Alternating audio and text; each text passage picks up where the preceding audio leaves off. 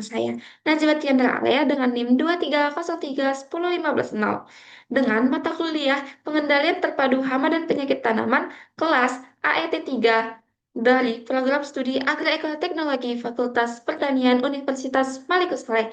Jadi, di sini saya akan mempresentasikan jurnal dengan judul Potensi Trichoderma sp dan Streptomyces sp sebagai agen hayati nematoda puru akar pada tanaman tomat cherry secara in vitro. Dengan dosen pengampu Ibu Novita Pramasari Putri, SPMSC. Nah, yang pertama itu adalah latar belakang. Tomat cherry merupakan salah satu komoditas hortikultura yang memiliki nilai ekonomi yang tinggi, banyak diminati masyarakat karena rasanya yang manis, kandungan vitamin yang tinggi, serta manfaat bagi kesehatan manusia. Namun, dalam proses budidayanya seringkali menghadapi berbagai kendala. Salah satunya adalah serangan nematoda puru akar.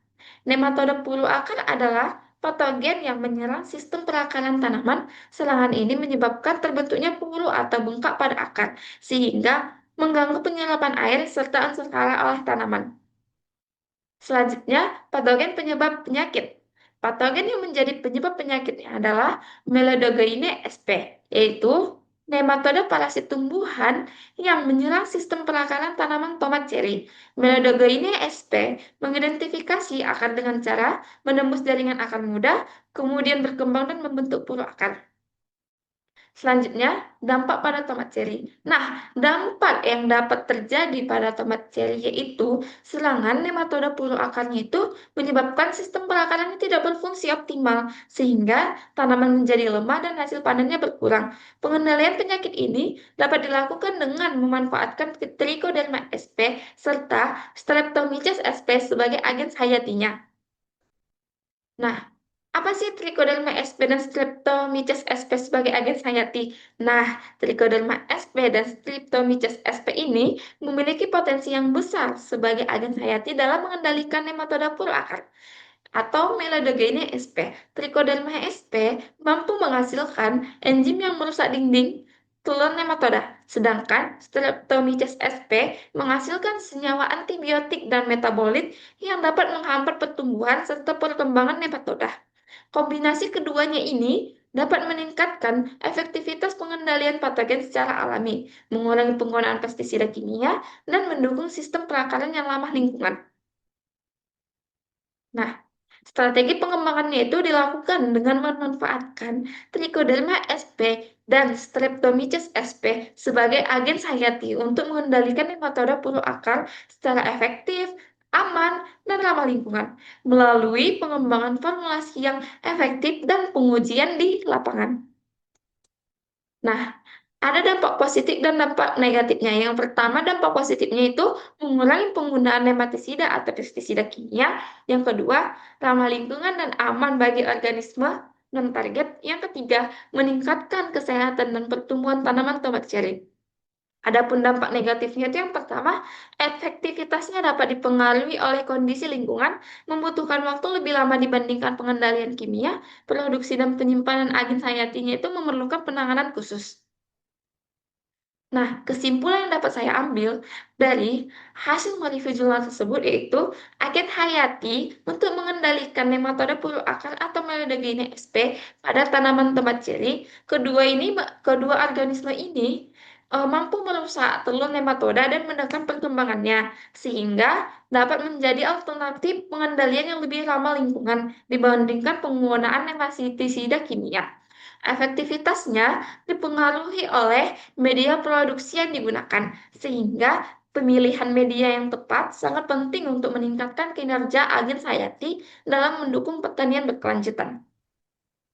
Nah, selanjutnya, jurnal yang kedua dengan judul Pengembangan Bioteknologi Formulasi Berbasis Trichoderma untuk Pengendalian Hayat.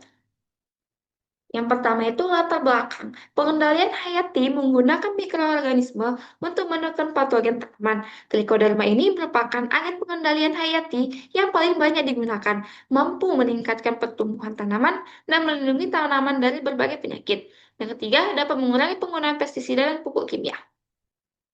Nah, apa sih itu trichoderma? Nah, Trichoderma itu adalah jamur tanah yang banyak ditemukan di daerah pekarangan tanaman dan berperan sebagai agen pengendalian hayati.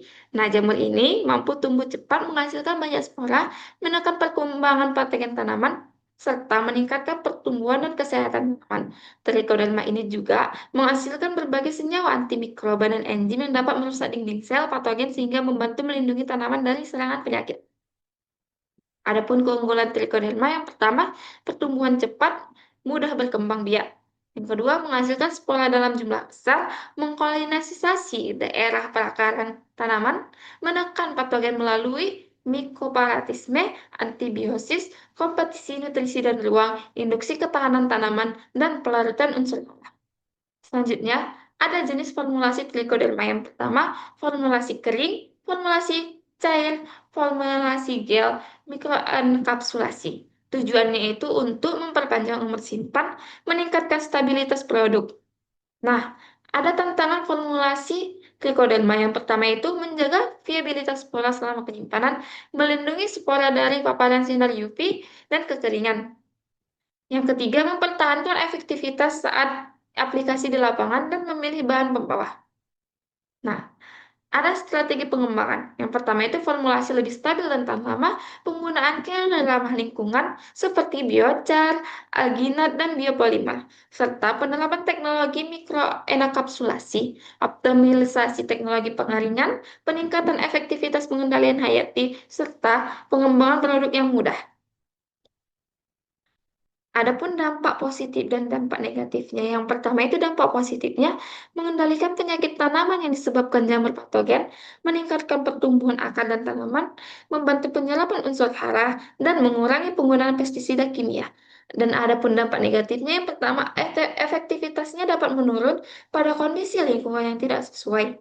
Dan beberapa formulasinya memiliki umur simpan terbatas, dosis atau aplikasi yang tidak tepat dapat menurunkan kinerja pengendalian serta memerlukan teknik penyimpanan dan formulasi yang baik. Nah, kesimpulan yang dapat saya ambil dari hasil presentasi saya dengan jurnal tersebut adalah Trichoderma merupakan agen pengendalian hayati yang efektif dan ramah lingkungan karena mampu menekan perkembangan patogen tanaman serta meningkatkan pertumbuhan tanaman. Berbagai inovasi seperti formulasi, penggunaan vermikulasi biocer minyak, alginat, dan teknik mikrokapsulasi telah terbukti meningkatkan viabilitas, stabilitas, serta efektivitas trichoderma. Oleh karena itu, pengembangan formulasi berbasis trichoderma ini memiliki prospek yang sangat baik untuk mendukung sistem pertanian produktif dan berkelanjutan. Nah, yang dapat teman-teman lihat bahwasanya saya telah memaparkan daftar pustaka dari kedua jurnal tersebut yang dapat teman-teman lihat di tampilan layar tersebut. Selanjutnya, eh, saya sampaikan terima kasih kepada teman-teman yang telah melihat dan mendengarkan dari hasil pemaparan presentasi saya tersebut. Apabila ada kekurangan dalam penyampaian, ada kesalahan kata, serta ada kesalahan yang menyampaikannya, saya mohon maaf. Terima kasih. Wassalamualaikum warahmatullahi wabarakatuh. Bye-bye.